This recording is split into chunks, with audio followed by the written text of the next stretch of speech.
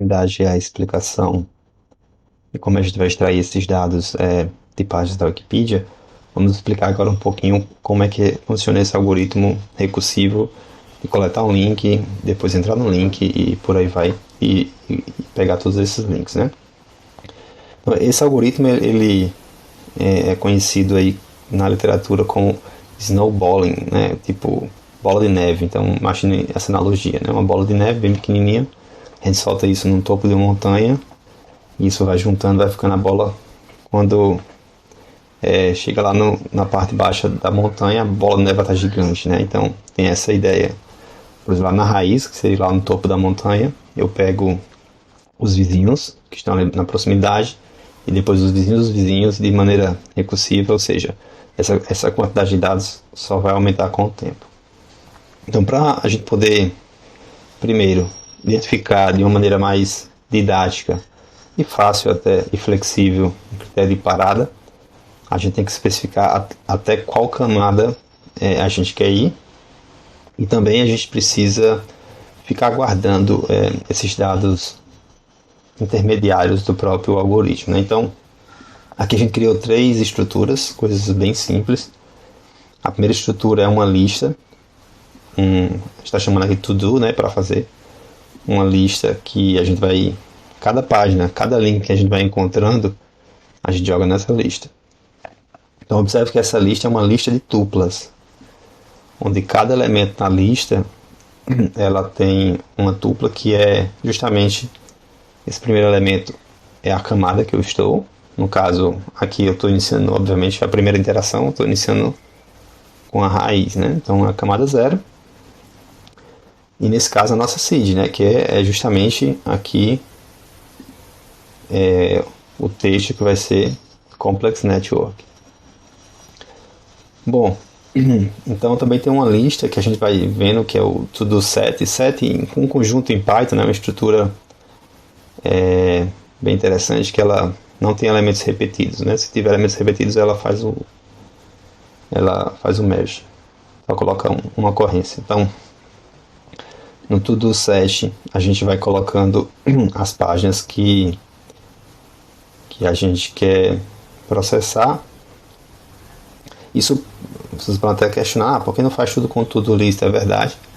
Aqui é apenas para ficar mais fácil a análise lá no algoritmo. E o done set são as páginas que já foram processadas. Nesse caso começa com vazio, a gente não processou nada ainda, né? Então temos a lista de páginas para fazer, que começa com a raiz e as páginas já visitadas. Ok? Bom, aí dando continuidade, a gente ao final quer gerar um grafo dirigido, né? Como foi explicado, se eu tenho um link, cada link no final é um nó no meu grafo, na minha rede. Então, se em uma página da Wikipedia, que é um nó da rede, tem um link, então tem uma conexão saindo dessa página da Wikipedia para o link, uma flechinha. Isso é um gráfico dirigido. Então a gente cria aqui no NetworkX um Direct Graph, e a gente vai lá no To-Do List e vamos capturar aqui a camada e a página. Só vendo, quem é esse To-Do List? É justamente a nossa semente inicial, né? O elemento 0, se eu tivesse aqui outros elementos, será da Covid-19. Como eu estou pegando aqui o 0, eu sempre vou pegar a cabeça da lista, né? O que está na frente. Quando a gente pega isso, então o elemento 0 é justamente a camada, e o elemento 1 é a página propriamente dita. Vamos executar aqui, também não executei. A seed não foi deu um erro porque eu não executei, né? Tá aqui. Vamos criar nosso grafo. Bom, e nessa parte aqui acontece a execução do algoritmo propriamente dito, né? Então a gente faz aqui chama aqui uma diretiva justamente para medir, né, o tempo de execução disso, até para depois para fins de estudo. Bom, aí o critério de parada Isso aqui vai ficar num laço ad eternum, porém a gente precisa ter um critério de parada. E como eu falei, né, o critério de parada, aqui a gente não quer processar a camada 2. Então, se chegar na camada 2, parou o processo e interrompe a nossa extração. Então, recapitulando, então eu parto de uma semente, de uma raiz da rede, e vou ver todos os vizinhos dessa raiz da rede, que seriam a camada 1, ok? E na camada 1 eu vou investigar, eu vou só identificar os vizinhos da camada 1. Eu não vou entrar nesses vizinhos, só vou identificar. Então, o nosso algoritmo ele vai até esse ponto. Inclusive, deixo até como um desafio vocês mudarem 2 para 3 e depois verificarem a quantidade de páginas que aumentou, mas já adianto que é uma evolução exponencial e o tempo que vocês vão levar para fazer isso também vai aumentar. Mas, para os mais curiosas, acho que vale a pena fazer esse exercício. Bom, então como é que funciona aqui em linhas gerais? Uma vez que eu tenho a cabeça da minha lista de coisas para fazer, eu já extraí, né, aqui em cima até já extraí a cabeça. Então o que é que eu tenho que fazer? Deletar a cabeça da lista, né, já que eu peguei. No conjunto feito, eu adiciono a página que eu acabei de extrair, ou seja, já foi processado. Falta só colocar no grafo, né? Para propósitos de depuração, a gente imprime aqui, mostra na tela a camada e a página que a gente está executando, né, para fins didáticos. E aqui a gente verifica uma coisa interessante. A gente vai tentar baixar essa página. Vou acessar literalmente o link, então de antemão já especifico aqui para vocês, vai precisar da internet. Aliás, eu estou usando o Google Colab, que já estou na internet, então já ia precisar da internet. Mas quando a gente chama essa função aqui, page, da própria biblioteca Wikipedia, passa na page, o que é que a gente faz? A biblioteca ela vai na página, abre a página, processa o HTML e vai extrair todas aquelas informações para a gente. Vou colocar nesse objeto wiki. Obviamente isso pode dar erro, né? Que não está familiarizado com a linguagem Python. Aqui é um try, é uma diretiva que ela vai executar isso aqui. Caso algum tipo de erro aconteça, esse erro vai ser capturado. Não vai dar, em geral, né, um programa quando dá um erro ele crasha, né? Ele quebra, ele para a execução. A gente pode fazer uma coisa mais robusta, né? Tratar esse erro. Tudo que tiver dentro dessa diretiva try, esses erros vão ser capturados e vão ser tratados aqui o que tiver aqui dentro do except. Então, se acontecer algum tipo de erro aqui nessa leitura dessa página, a gente vai pegar a cabeça, né, que acabou, enfim, dando esse erro. Vamos pegar as informações e vamos imprimir a página até para a gente saber qual página deu erro, né? E vamos continuar o processo. Quando a gente chama continue, como está dentro de um laço aqui do enquanto, nesse instante, o restante aqui desse código aqui de baixo é pulado, não é executado, e a gente volta para a próxima iteração. Então volta aqui para a linha 3, né? Então recapitulando, se acontecer um erro, eu imprimo a página que deu erro e volto para o próximo passo, para a próxima página. Então, como eu volto para a próxima página, é por isso que a gente já pegou aqui quem está na cabeça da lista. E o processo se repete. Digamos que deu certo, né? Digamos que eu consegui ler uma página. Então, isso aqui não é executado. Aí agora, dado que a gente tem a página, está nesse objeto wiki, lá tem vários objetos, enfim, eu quero analisar especificamente os links. Então, wiki.links, e se eu fizer um for em cima disso, eu vou pegar todos os links da página web, simples assim, com uma linha de código. Então não precisa entrar em detalhes lá do scrapping.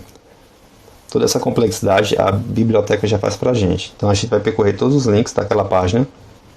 Nesse caso, essa primeira interação seria, no caso da página de redes complexas. Então todos esses links aqui em azuis já foram coletados. Então a gente vai percorrer esses links. E eu vou pegar para cada link, eu vou pegar o título dessas páginas. Ou seja, eu vou pegar justamente essa palavra aqui, essa tag de cada página. E vou verificar se esse link não faz parte daquelas páginas finais, que é aqui em cima que eu mencionei. Se ele não faz parte dessas páginas, então ele não é uma página final, então eu posso pegá-lo, né? Então, se ele não faz parte dessas páginas e ele também não inicia com list of blá blá blá, né? Que foi também um outro. Fazendo esse processo, você começa a observar que, olhando aqui, né?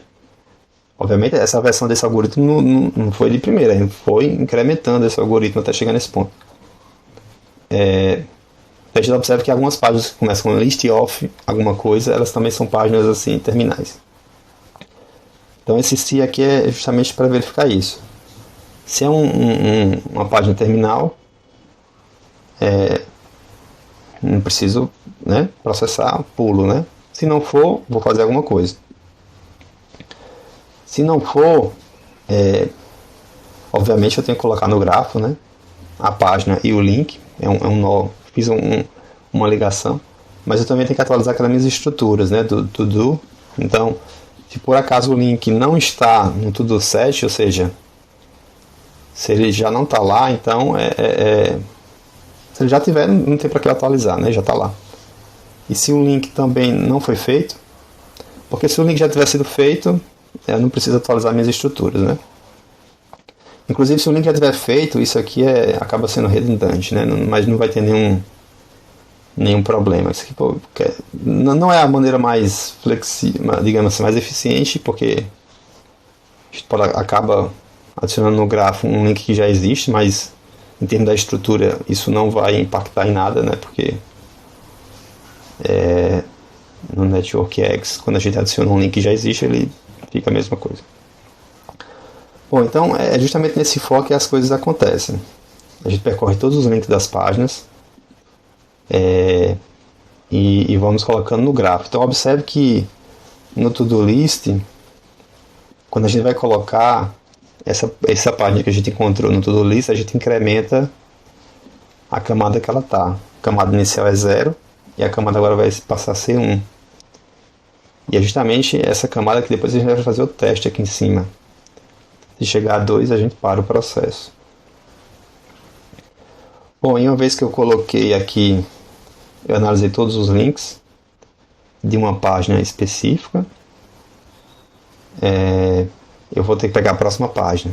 Então eu vou lá no To-Do e pego a cabeça do To-Do List novamente, que vai ter uma camada e a página, e o processo se repete. Até que a gente chega em alguma página que ela está na camada 2. Então, novamente reforçando, observe que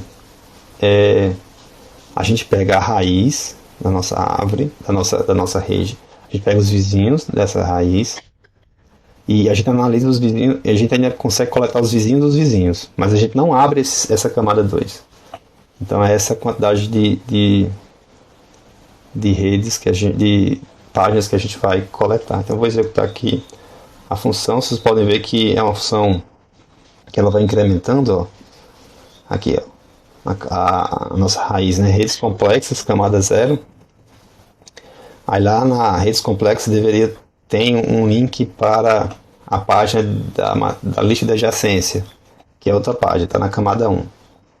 E outro vizinho de redes complexas é essa outra página, né, que é a matriz de adjacência aqui. E o processo vai indo, né? Obviamente vai demorar um pouquinho aqui, como vocês vão ver na execução. Bom, o processo terminou, como vocês podem ver aqui, ó, o all time levou 1 minuto e 2 segundos. Apenas de CPU foi 6 segundos, né? Que entrando em detalhes de sistemas operacionais, o all time é o tempo que começa o programa e termina o programa. Mas nesse tempo a gente sabe que não necessariamente o programa está executando CPU, né? Devido ser um sistema operacional que aqui roda um Linux que acontece por escalonamento de tarefas, né? Que eu não vou entrar em detalhes aqui, seriam sistemas operacionais, mas para a gente, usuário, a percepção é que o programa precisou 1 minuto e 2 segundos para rodar. Esse é o ponto. Bom, então a gente observa o seguinte, com essas mensagens dá para ver que algumas páginas deu erro. Não foi possível baixar a página aqui, ó, Hypergraph. Então a gente consegue ver isso aqui. Observe que ele até imprime 2 vezes, né? Isso é algo que daria para melhorar aqui no nosso programa, mas de fato Hypergraph não foi coletado por algum motivo. Tem outros erros aqui que aconteceram. Isso não quer dizer que vai acontecer com vocês o mesmo tipo de erro, mas é interessante verificar aqui, ó, no Beautiful Soup, que é, como eu falei, a biblioteca que está ali por debaixo da Wikipedia. Deu algum erro ao coletar os links. Tem que ver aqui qual foi o erro, mas de toda forma, aqui, ó, nessa página distribuição de Poisson não coletou. Mas com isso a gente consegue ter todo o controle do que está acontecendo, isso é importante. Se a gente for ver aqui, imprimir quantas páginas do nosso gráfico, então 13.000, aproximadamente 13.000 nós, que são páginas, foram coletadas, e a gente tem aproximadamente 25, quase o dobro, 25.000 edges, né? São as conexões entre esses nós ou vértices. Então é dessa forma que a gente pode coletar aqui os nós da rede, né? Então a gente vai coletando e vai gerando essa rede dirigida. Bom, nos próximos vídeos a gente vai continuar com essa discussão, como é que a gente pode agora pegar esses dados brutos e dar uma lapidada nisso, dar uma melhorada, fazer um pré-processamento e deixar o nosso gráfico cada vez mais adequado para a gente fazer as nossas análises. Então até o próximo vídeo.